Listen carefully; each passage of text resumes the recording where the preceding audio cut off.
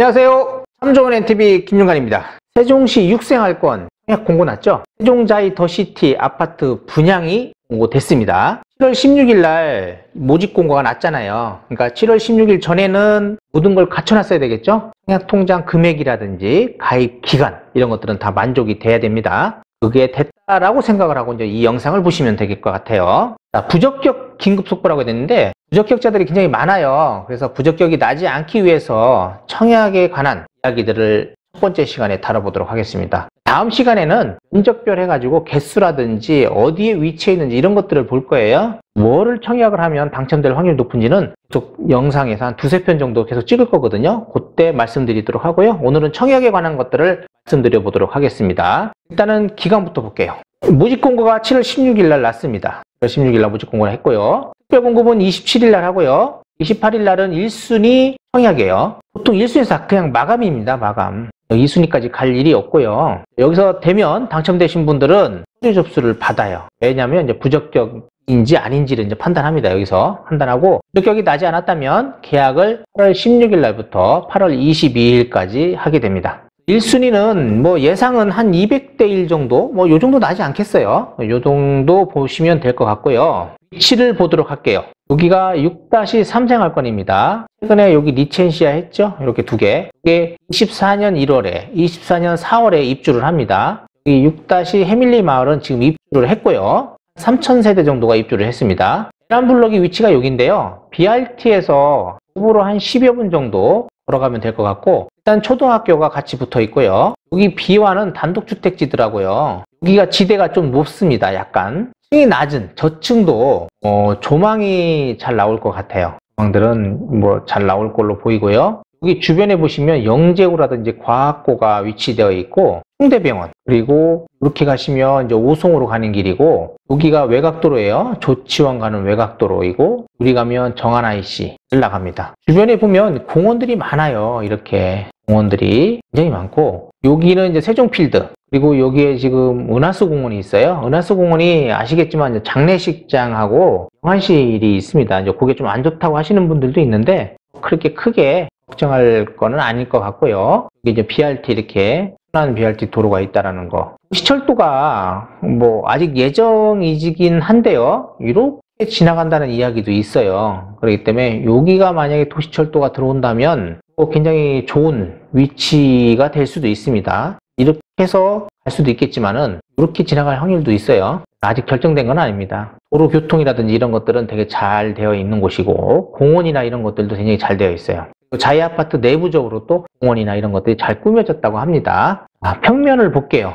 지금 이렇게 이제 평면도를 구성해 놨더라고요. 보면 이게 판상형 아파트들이 이렇게 앞에 배치되어 있고, 중앙부에 보시면은 이렇게 타워형으로 되어 있어요. 이렇게 지금 앞에 보면 이렇게 조망이 좀 나오는 데들이 보입니다. 이렇게 다 조망이 나오겠죠. 이런 것들은 이제 학교 있는 것들도 뭐 층 좀 높은 것들은 조망이 되게 잘 나올 거예요. 이렇게 남향이더라고요. 이렇게 이게 다 자이 아파트에서 제가 지금 다 캡처해 온 거예요. 자이 아파트 홈페이지에 가시면 굉장히 자세히 되어 있어요. 안에 평면도라든지 그 모형도 같은 거 있잖아요. 그런 것들을 이제 아나운서 두 분인가 세 분이 해가지고 이렇게 막 돌아가면서 촬영을 해놨습니다. 그래서 회원가입해가지고 보실 수 있어요. 비대면이라. 지금 저쪽 모델하우스 가시면 못 들어가요. 그러니까 가실 필요 없습니다. 홈페이지에서 구경을 하셔야 되고, 일반적인 내용들은 이렇게 유튜브나 이런 데서 보시면 될 것 같아요. 1350세대 분양이고요.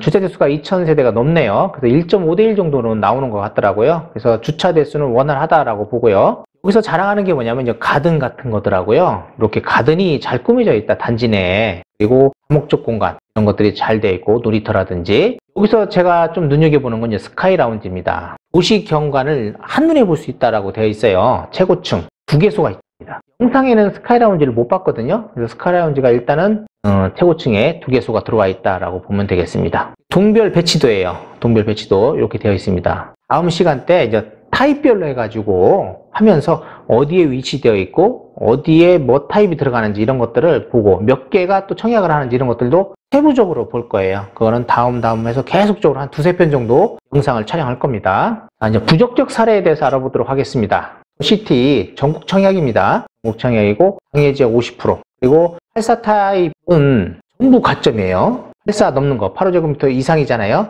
이상은 가점 50%, 추첨 50%입니다. 무주택기간 부적격 사례가 있습니다. 5가지를 해놨더라고요. 여기 다 자이 페이지, 그 홈페이지 안에 다 있는 겁니다. 첫 번째 사례는 일단은 무주택기간은요, 만 30세 이상부터가 무주택기간인 거예요. 본인이 나이가 35세라고 해서 35년을 무주택기간으로 하시면 안 됩니다. 만 30세 된 후부터 무주택기간이고, 혹시 그 전에 결혼을 했다라고 하면은, 뭐 25세에 결혼했다면 25세부터 무주택기간을 선정하시면 됩니다. 첫 번째고요. 두 번째는 청약자가 주택을 소유하진 않았대요. 근데 세대 분리된 배우자가 주택이 있는 거예요. 그러면 무주택이 아닙니다. 이거는. 세 번째예요. 보니까 어느 글에 보니까 만 60세 이상인 부모님이 소유한 주택은 무주택으로 본다라고 되어 있는 게 있어요. 그랬더니 청약자 본인이 만 65세인 거예요. 65세인데 이분이 이거는 무주택인가 보다 그래서 무주택으로 체크를 한 겁니다. 이거 안 됩니다. 직계 존속이 무주택일 경우에 만 60세 이상인 직계 존속을 말하는 거예요. 본인이 아닙니다. 본인인 경우는 안 된다라는 거. 네 번째는 뭐냐면 청약자하고 배우자가 세대 분리가 되어 있대요. 세대 분리가 되어 있는데 그 세대 분리된 배우자의 부모님이 만 60세 미만인 거예요. 이럴 때는 배우자가 집이 있는 거나 마찬가지예요.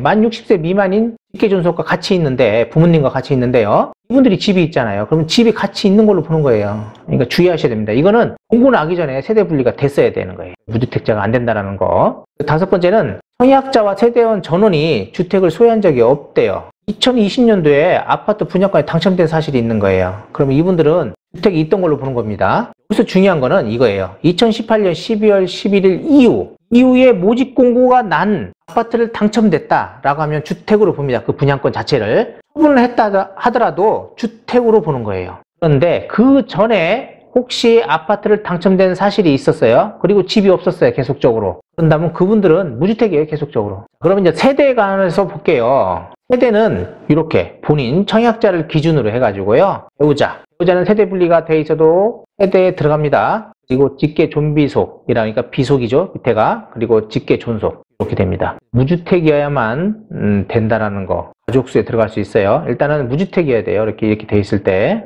그 부양가족을 체크하는 내용들을 아주 자세히 해놨더라고요. 그래서 이거를 한번 보도록 할게요. 부양가족 수. 보통 선정할 때 보면 부양가족 수를 체크하잖아요. 그때 본인하고 배우자만 있는데 부양가족 수 2명 체크하시는 분들이 있어요. 그거 안 됩니다. 한 분만 체크하셔야 돼요. 본인은 무조건 빼야 돼요. 부양가족 수에서. 본인이 부양하는 사람이니까 본인은 빼야 되죠. 당연히. 그럼 배우자 있어요. 그럼 배우자는 당연히 부양가족에 들어가고요. 30세 미만인 미혼 자녀들은 부양가족 수에 들어갑니다. 그런데 미혼 자녀가 30세 이상이에요. 이상일 경우에는 부양가족이 들어가기도 해요. 들어가는데 주민등록상에 1년 이상 같이 있었어야 돼요. 30세 이상이 나가 있었으면 안 됩니다. 중요하고요. 배우자 당연히 부양가족이라고 했고요. 30세 미만 미혼자녀 부양가족이라고 했죠. 자식이 있었는데 기혼이에요. 안 됩니다. 부양가족이 아닌 거예요. 그리고 이혼하고 왔어요. 그래도 안 됩니다.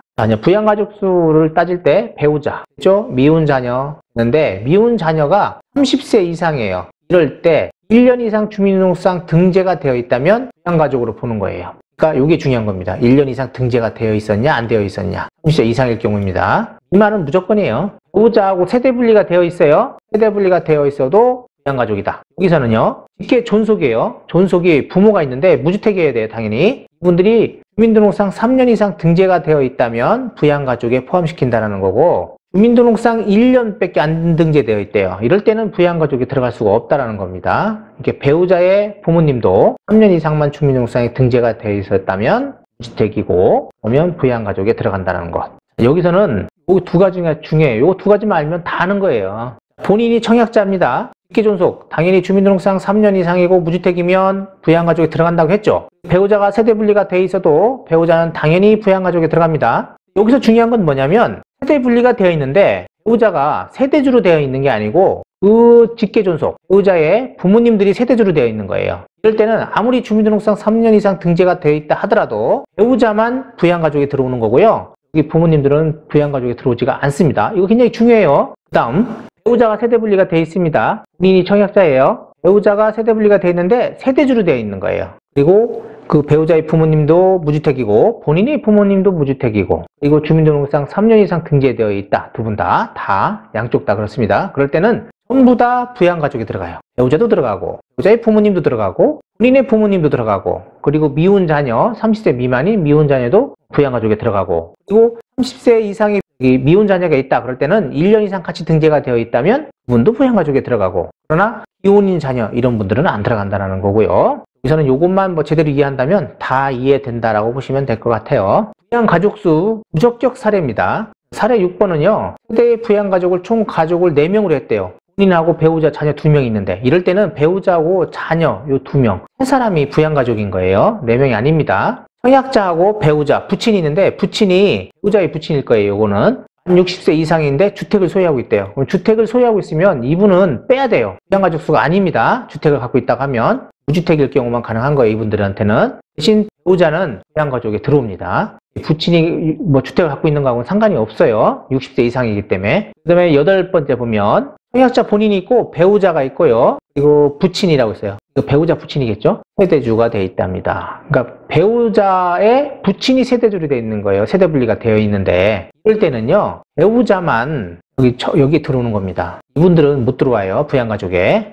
아까 제가 사례에서 설명해 드렸고 직계존속은 3년 이상 주민등록상에 등재되어 있어야 된다는 거고 사례 구분은 굉장히 중요해요. 굉장히 중요한 내용입니다. 이거 청약자가 있고 배우자가 있어요. 아들 며느리가 있어요. 아들 며느리 같이 살고 있대요. 이거 부양가족에 넣으면 안 돼요. 왜 안 됩니까 이게? 결혼한 혼인을 한 아들은 그러니까 비속이죠. 비속은 부양가족이 될 수가 없습니다. 굉장히 중요합니다. 요거 사례에서 굉장히 실수를 많이 할 겁니다. 요거 주의하시고요. 이제 10번째입니다. 청약자가 있고요. 배우자 아들 있는데 32세래요. 미혼인데 8개월 전 전입했대요. 이거 안 되죠? 1년 이상 됐어야 됩니다. 배우자만 부양가족이 됩니다. 그리고 주민등록상 1년 이상 등재돼야 된다는 거. 여기서 중요한 거는 요거 9번이 중요하겠고요. 부친 60세 이상이 주택 소유하고 있다면 배우자만 부양가족에 들어간다는 거. 여기 세대분리 돼 있을 때 그러는 거고 안 돼 있어도 마찬가지예요. 안 돼 있어도 이렇게 돼 있으면 배우자만 들어가는 겁니다. 그리고 요거 직계존속 3년 이상 이런 것들은 이제 아까 내용들을 계속 반복해서 들어보시면 될 것 같아요. 특별공급부터 보도록 할게요. 특별공급은 이제 기관 추천,